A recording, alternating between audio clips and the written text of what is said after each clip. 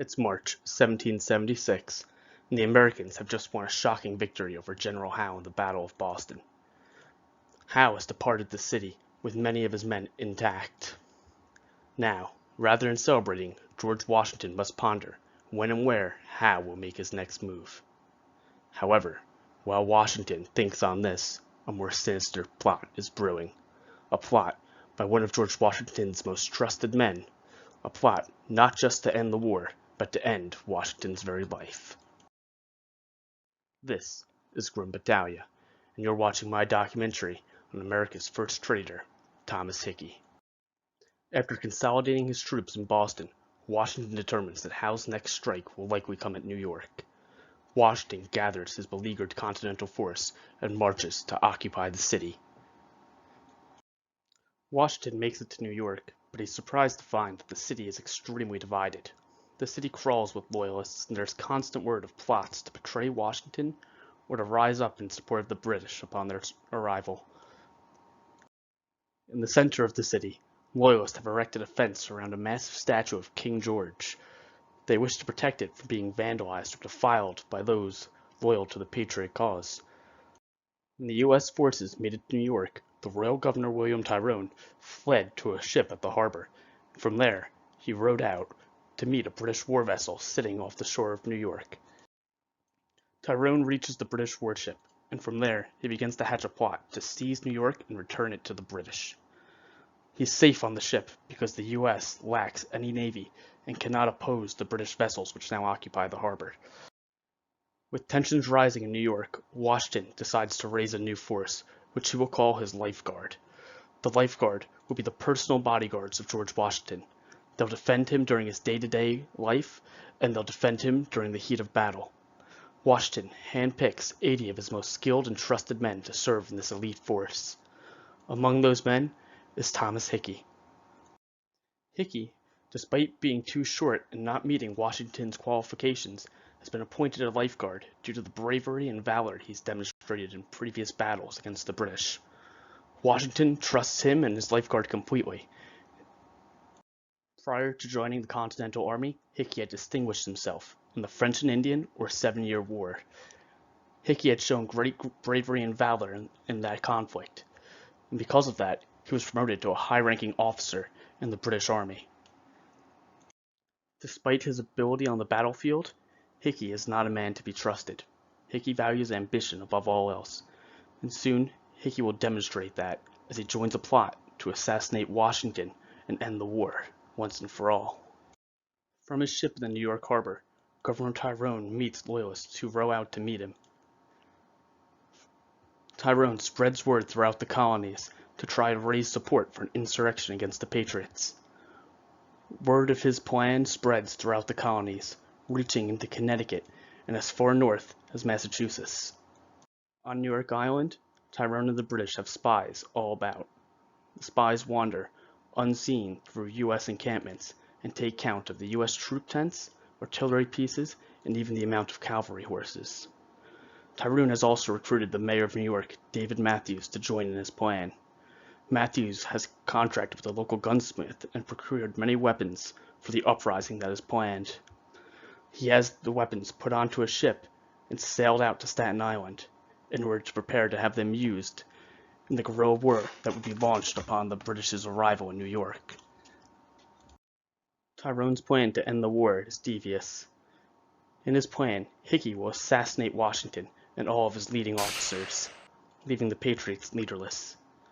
Then, loyalists will head out around the city.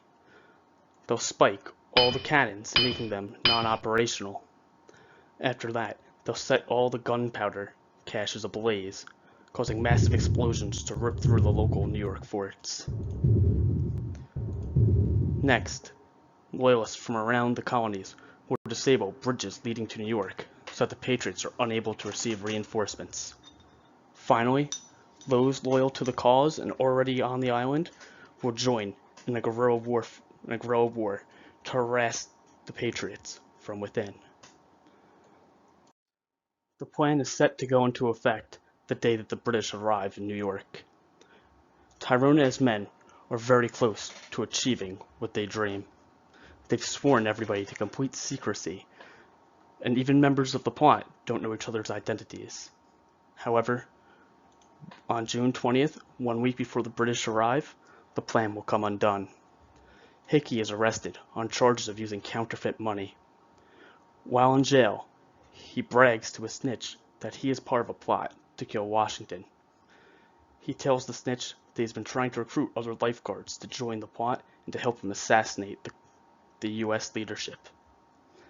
Unfortunately for Hickey, the person he's bragging to is actually a U.S. jail informant spy, and the spy immediately informs Washington of what he's learned. On June 26th, Hickey stands trial for his actions. 4 witnesses appear who claim they've seen Hickey try to recruit other lifeguards to the plot. Confronted with this evidence, Hickey confesses his role. The verdict comes in, and he is found guilty. Hickey is sentenced to death by hanging, making him the first U.S. soldier to ever be executed for treason, and America's first official traitor. Hickey is marched to the gallows, still dressed in his army uniform.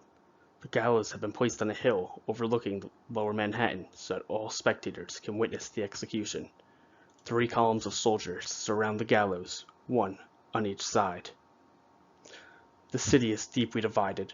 Loyalists are everywhere, and Washington believes that a public execution brings the populace together. He's likely correct, as massive crowds from all over travel to bear witness. The execution is not the most poetic way to bring the city together, but the fate of American independence, Washington believes, does not yet rest upon moral platitudes. Right now, it rests entirely upon military victory, and Washington is willing to do whatever it takes to win. Hickey is asked if he has any last words, and Hickey states that those who are today the accusers will tomorrow find themselves the accused. And with that, the order is given. As soldiers drum the ominous dead march to signal the execution is near, the order is given, and Hickey is hung in full view of the thousands of spectators. The next morning, on June 29, 1776, a scout arrives to inform Washington the royal fleet is sailing for New York Harbor. He states that white sails fill the horizon as far as the eye can see. The British have arrived, and soon there will be more bloodshed. Washington can only hope that when the British land, the city of New York does not rise up against him. 6 days later, the Declaration of Independence is officially signed. Jubilant patriots throughout New York City rush to the statue of King George and tear it down. The statue will be melted down and made into 40,000 musket balls, which will be used soon in the defense of the city when the British launch their attack. Join us next week as we watch Washington and his beleaguered Continental Army attempt to hold off the might of the British Army. This was Grim Battaglia. You just watched my documentary on America's First Traitor, Thomas Hickey. If you enjoyed this video, please leave a like, comment, or subscribe. I hope you enjoyed the video, and as always, never stop learning.